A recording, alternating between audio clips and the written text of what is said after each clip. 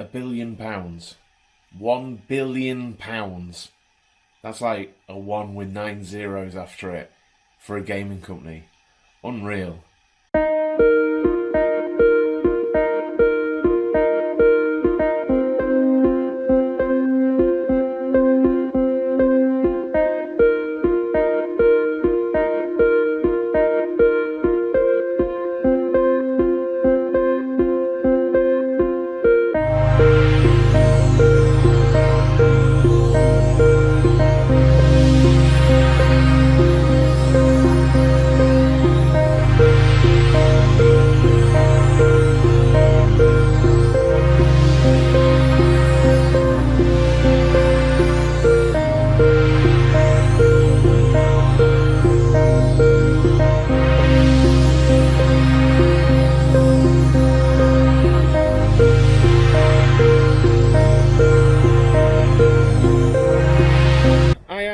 Of course, talking about the EA and Codemasters deal that has been proposed for $1.2 billion or £1 billion. There seems to be a lot of hate for this deal over on the interwebs.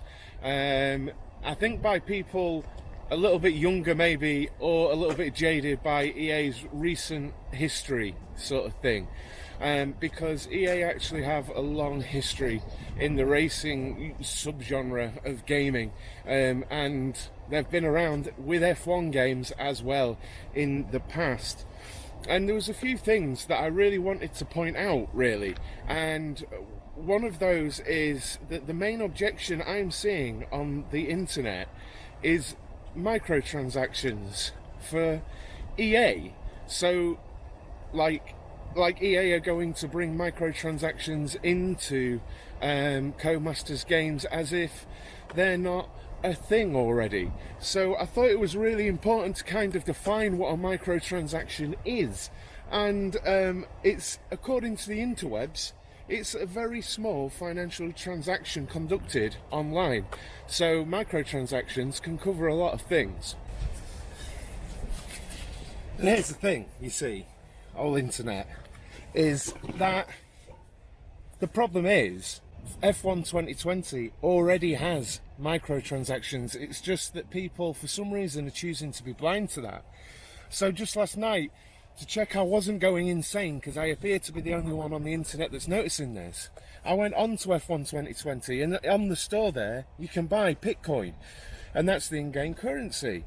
2,000 is £1.99 and 5,000 is £4.49, and you can carry on going up and up and up. Within F1 2020 there's an item shop where you can buy racing suits, helmets, emotes and things like this. The racing suits are 2,250 Bitcoins, so they cost over £2, which to me would qualify it as a very small financial transaction done online, which would be a microtransaction. So everyone's objection to EA buying Codemasters and then bringing in microtransactions is just false, because Codemasters are already doing it. We've just not noticed for some reason. They've already got the Podium Pass, which is like a COD-style season pass thing where you can unlock bits and bobs as you level up through the season. It's not long enough and harsh enough, like as in the amount of XP you need. I clear it in a day or two, but like, it's already there, guys. I don't know what it is you're objecting against, because the thing you're complaining about that EA are going to bring in, Codemasters are already doing.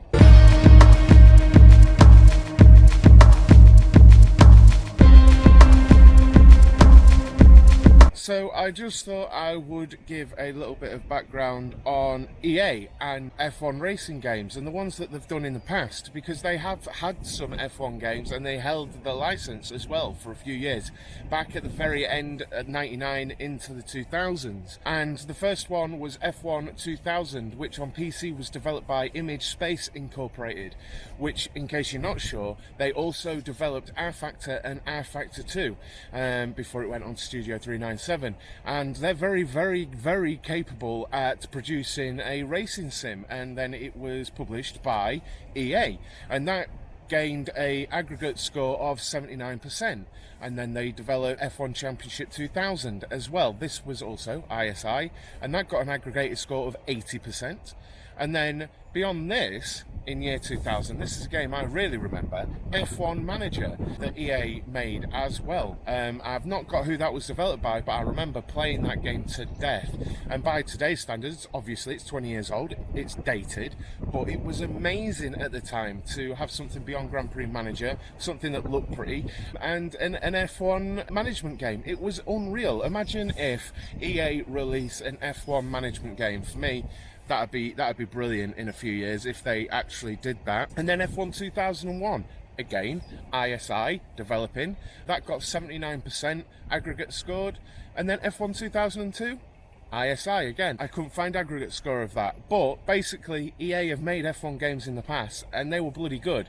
The only comments that I could find, graphics sometimes let it down, but that I think was a symptom of possibly the ISI side of things, because people have always complained about graphics on ISI stuff, really. And then into, well, after F1 2002, they lost the license, EA did, and then they made F1 Career Challenge, which was a 4-year career type game from 99 onwards, and that also got good review. And really, I realised that EA isn't the same company of 20 years ago. Codemasters isn't the same company of 20 years ago. I just think that a lot of the complaints are based on nostalgia, and that we should kind of embrace it. It's £1 billion for it's a British success story. Codemasters, pretty much. The world renowned for making like racing games, Dirt and things like that. And £1 billion. I've seen comments like sellout. £1 billion. How can you be a sellout for £1 billion? Anyone is taking £1 billion. Anyone. Literally anyone. Like, it's silly. It's silly.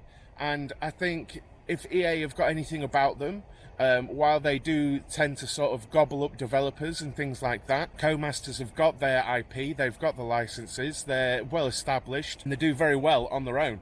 Probably better than most that they've purchased. So if I was at EA, I would probably give Codemasters the services of a global powerhouse that is EA, but then pretty much say, as you were, keep doing this, and yeah, fine, if they give them some advice on monetization and those kind of things. It's how these companies survive and make money. But I'm not mad at it. I'm not mad at it, and I really think people should be more accepting of it, because who knows? Who knows? We might end up with a better game at the end of it.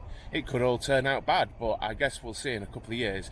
The deal is meant to go through in March, and I would love to know your guys' opinion on this.